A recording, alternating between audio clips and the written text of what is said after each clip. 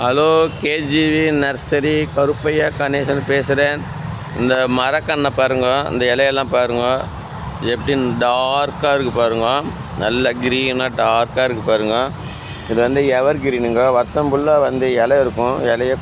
இலையும் கொட்டும், ஆனால் அந்த அளவுக்கு கொட்டாது. வருஷம் ஃபுல்லாக கிரீனரியாக இருக்கும். அவென்யூ ட்ரீன்னுவாங்க. இதில் வந்து ஒயிட் கலரில் பூ வரும். நல்லா வாசனையாக இருக்கும் அந்த பூ. இந்த இலையை வந்து கிருஷ்ணருக்கு வந்து பயன்படுத்துவோம். கிருஷ்ணர் ஜெயந்திக்கு வந்து இந்த இலையை வச்சு பூஜை பண்ணுவாங்க. கிருஷ்ணருக்கு உகந்த மரம் இது. இது பேர் வந்து பின்னை மரம். இதுலேருந்து ஒரு கொட்டை ஒன்று வரும், காய் வரும். அந்த காயில் உள்ள மேல் தோல் சாப்பிட்டிங்கன்னா மாங்காய் டேஸ்ட்டில் இருக்கும். அந்த மேல் தோலை சாப்பிட்லாம். அந்த உள்ளே கொட்டைக்கு உள்ளே ஒரு பருப்பு ஒன்று இருக்கும். அந்த பருப்புலேருந்து ஆயில் எடுக்கிறாங்க, பின்னை ஆயில். அந்த ஆயிலை வந்து மூட்டு வலி, முழங்கால் வலி, மேல் வலி, கால் வலிக்கெல்லாம் அந்த ஆயிலை வந்து பயன்படுத்துவாங்க. நான் இந்த மாதிரி மரக்கன்றுங்கள்லாம் வாங்கி வீட்டுங்களெல்லாம் வளங்க.